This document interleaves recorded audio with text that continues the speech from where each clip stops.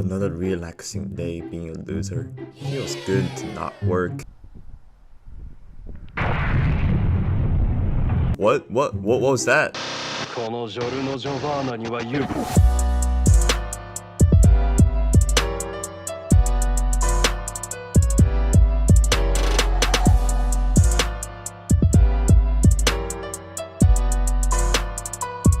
His aura is too strong! So, Dark Knight. If you have not unlocked the job or don't really know much about the job, then I am almost 100% certain that you have seen this animation at least once somewhere in the main cities. Dark Knight is easily the edgiest yet one of the coolest jobs in FF14. If you have a fetish for big ass swords, then this is really the only choice for you from the game. In this video, I will give you 5 reasons to play Dark Knight and 3 reasons to not play it. Why only 3? Because the 3 cons are pretty damning in my opinion. But before I start this guide, let me let you know a few things about me so that you can judge for yourself how fitting am I to tell you this tale. I leveled Dark Knight to level 90 after I finished the main scenario quest with Dragoon, and has since then become one of my 2 favorite jobs in the game along with Dragoon. I have since completed all of the ultimate raids with Dark Knight. I have pretty much done every single content that I have unlocked with Dark Knight since I leveled the job through pretty much just daily roulettes and dungeon grindings. Yes, that was a very stupid and inefficient way of leveling, but I did not know better ways of leveling at that point of time. And currently I have obtained both Dark Knight's job mounts, the Battle and War Panzer, which is to complete 300 level 60 plus dungeons, extreme trials, unreal trials among others, and complete 200 high level duties as Dark Knight respectively. So now, roll the video. The first reason why you should play Dark Knight: fashion. Do I really need to explain this one more? Just look at Dark Knight's job quest armors all the way from level 60 to level 90. Its base armors that you get from just doing job quests look better than some other jobs' best grindy armors. And in fact, my personal favorite Dark Knight armor is from the level 90 job quest with no dice. You also get the armors from the dungeons, raids, PvP, Eureka gear, which IMO is worse than Dragoon's Eureka armor but still very good, and overall just glamorous opportunities on top of glamour opportunities. Then the weapon. Man oh man are the weapons hot. Like I said, if you're into big ass swords, then Dark Knight really is the only job for you. My favorite is from the Heaven Sword Relic final stage. I believe Heaven Sword Relic are just the peaks for Dragoon and Dark Knight. Then while many other jobs, Eureka and Shadowbringer relics sucked ass in their final forms in terms of weapons, Dark Knight's ones was subjectively better than the majority. Then you also have a bunch of things that you can just straight up buy from the market board that looks cool as shit. You get the Hades purple sword from Shadowbringer, the Seiryu's white sword from, well, Seiryu, and a bunch others from mainly Stormblood's trials such as the one from Susano and the one from Suzaku. All these armor sets and weapons allow you to play into the big man with a big sword and a big dick fantasy however the fuck you want. Now the second reason is also related to visuals, Dark Knight's skill effects. I gotta say they just fit with Dark Knight's identity really well. Yes, I am aware that somebody else had remade Dark Knight's skill effects and they did look hot, but I'll be honest in saying that I still prefer the default looks of the job. The animation of the characters paired with the black, red, and purple effects are just edgy to the edge of universe yet cooler than Antarctica. Don't buy it?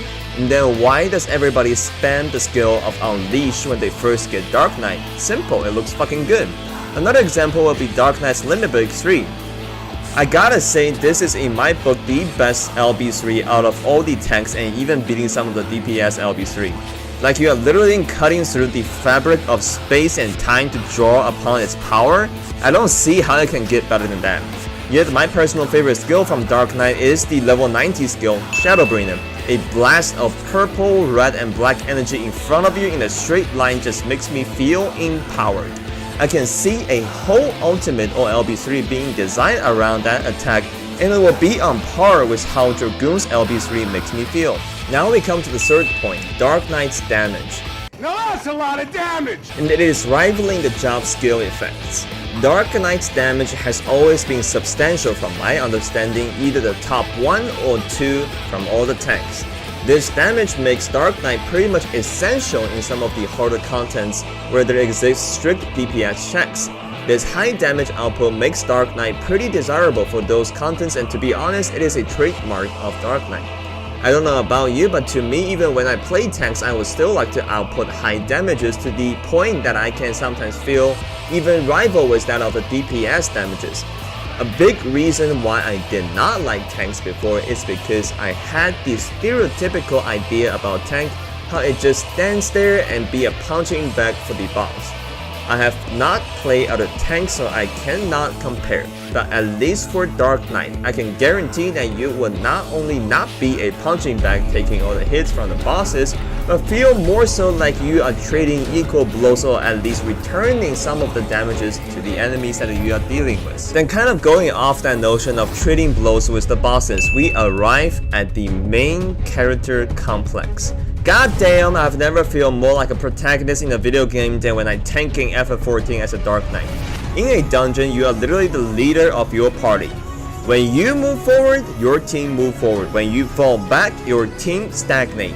In normal raids, you are pulling an enemy that is so much bigger than you and everybody else away from everyone and is facing that enemy heads on by yourself and the other tank, with the other tank. Like if you are not dead, then you are the sole focus of the boss. I would like to quote Asmongold on Tank's main character complex. You are the biggest problem that the boss recognizes out of everybody that entered that arena that day and is thus trying to murder you first. And since you are dealing massive damages as well, it gives the feeling of trading blows, maybe not equal, but at least not standing there being a sandbag. Other tanks like this, I don't know, but even if they do, I would still prefer Dark Knight in so doing because of the character's design, such as the big swords. Then, in the higher content or higher level content, due to how Dark Knight is built, you are usually the off tank in a lot of the more difficult contents. Does this take away the protagonist vibe a little bit? Yes, but you still feel like a badass since you and the main tank are the only two facing the boss straight up while everybody is usually on the flanks or behind in a lot of the boss fights formats. And then we have Q time. This point really goes for all tanks in the game, yet it is still quite massive, so I'm still going to mention it. If you have watched my previous Dragoon video, then you would know that I did not really enjoy playing as a DPS class in MSQ, especially during the older expansions due to the inconsistent, usually long queue time. This is completely okay under normal circumstances since I don't really mind waiting, but when it comes to crucial segments in the story, long queue times is straight up immersion breaking. I've used this example 3 times at this point, but when I first reached the end of A Realm Reborn, I had to wait for like 30 minutes for the final dungeon queue to pop up. The same thing happened again in the end of Shadowbringer, another 30 minutes queue. And this is not to say that the average wait time is significantly shorter. In my experience, the average is about waiting for 15 minutes. Those two incidents just so happen to be extremely long and at critical story moments. As you can imagine, my immersion in the game in both incidents were completely ruined. And on the opposite side, we got Dark Knight and tanks. The queue time has never been more than 10 minutes, and the average is usually 1 to 5 minutes. This queue time means that your efficiency would significantly improve and in some cases make your grind much easier. Many guides do not factor in the queue time, and from experience that I can tell you since I have grinded all the most grindy content in the game, that if you decide to grind with a DPS class, it will usually take significantly longer than if you were to grind with a tank even with lower damages being dealt. And some content is just straight up impossible to grind with if using a DPS. Oh, and the bonus here, Dark Knight's job quest is actually really good. Now we come to the second part of this video, why you should not play Dark Knight. Most of these points are not targeting at Dark Knight in specific, but tanking in general. So for the first point, I'm just going to state a hopefully obvious fact. Tanking is significantly harder than DPSing.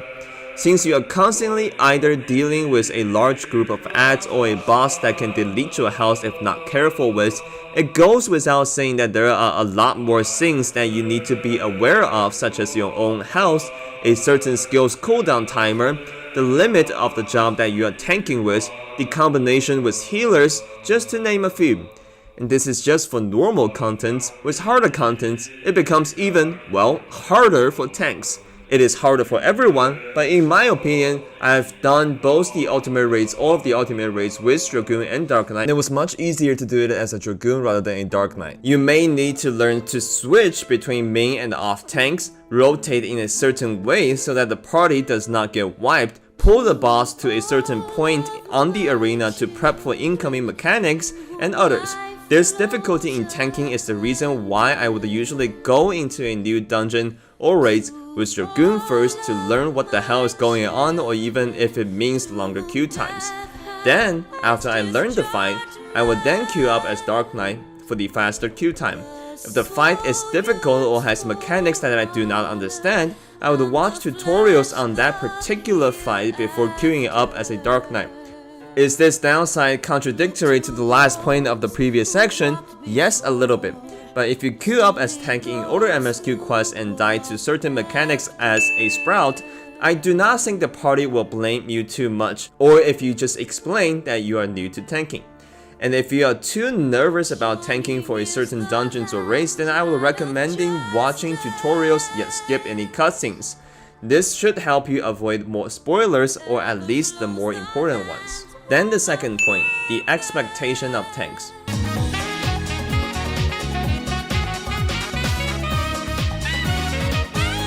Usually other players would have expectations on tanks. For instance, how many ads to pull, where you should position the ads that you pulled, standing in a certain position on the arena, position the boss that you pulled in a certain angle, and blah blah blah. And to these expectations, I will say that they are completely justified. Most of the players would want to clear content in an efficient manner, or at least do not want to waste too much time on a content that they are used to do faster. Being the protagonist of the show means that there are certain degrees of burden that you gotta carry with you as well. However, usually these expectations are much more lenient in normal content, but in content such as raids, even the normal raids and trials, these expectations would become higher. Thus, I would highly recommend watching both guides on the basics of tanking and the specific tanking class, in this case Dark Knight, to have a deeper understanding of your job. These basics will carry you a long way. For instances, try to avoid unnecessary moving when tanking a boss, pull two groups of ads together, and so on and so forth. Then the final reason is that Dark Knight as a job, both in terms of tanking and in general, is not an easy job. Now again, I have not played other tanks, so that I cannot say from a first-hand experience, but the general understanding from the community that I received from the dozens of guides that I have watched introducing other classes is that the easiest tank is Warrior, followed by Paladin, then Gunbreaker, and then Dark Knight. There may be debates between whether Gunbreaker is harder or Dark Knight is harder, but the consensus is that neither of them are easy. Dark Knight in particular is difficult because, ironically, it's high damages. With its ability to output high damage, it sacrifices a pretty large degree of self-healing or damage negation abilities, since a lot of Dark Knight's off GCDs are to deal damage, not to defend. Now you can make the argument that the best defense is to just kill the enemy as fast as possible, however that may or may not work for you in some circumstances. To me, the most important skill that you need to learn to use is the Blackest Night. This skill IMO is a really good damage negation skill, yet it needs to be used very strategically, since in order to use it, it will consume 3000 MP. If not managed carefully, then you could easily spend all of your MP in dealing damages with the Edge of Darkness or Flood of Darkness. The rule of thumb for me in most case scenarios, especially with normal contents, is to reserve 3000 MP for emergency. Meaning that if I only have 3000 MP left or around that range, I will not use more MP costing skills unless I know I can gain that MP back with the other skill, the Blood Weapon. However, it ultimately comes down to the fight that you're trying to do. Once you learn the fight, you can then arrange your MP bar accordingly to the content. But if you're doing something that you are not completely comfortable in doing or are not really familiar with it, then reserving 3000 MP is what I would do. I will also briefly mention the invulnerable skill that Dark Knight has, the Walking Dead. After watching what other tanks can do with their respective invulnerable skills, I gotta say, Dark Knight's invulnerable skill is not necessarily the worst, but it's definitely more difficult to pull off than some other tanks. You really need to time this one well, or probably has a level of synergy or communication with your healer. This will require again understanding towards the fight and experience being a Dark Knight. However, if you want a general tip, that I will probably say that only use the skill if you feel like you are absolutely going to die, and do not use it the last second since it would be not activated immediately, at least with my internet speed. Pop it maybe a second or two earlier to the time that you feel like you are about to die. Now we come to the conclusion of this video. I hope I've covered all the pros and cons of being a Dark Knight. If not, then let me know. Overall, Dark Knight is one of my personal favorite jobs in the entire game, and it is honestly one of the two jobs that I really care about. As you can tell, most of the cons being a Dark Knight is related to being a tank in this game. However, no difficulty cannot be overcome with the willingness to learn and dedications. I will say, if you are into the things that Dark Knight kind of represents, then just go for it. There will be bumps and a quite steep learning curve to be dealt with, especially if you're not tanked before. But if you are up for the challenges, then go out there and talk to this guy over here. Unlock the job and go out there and start spamming your unleash like a maniac. Thanks for watching. If you enjoyed the video, remember to leave a like or a comment. Peace out.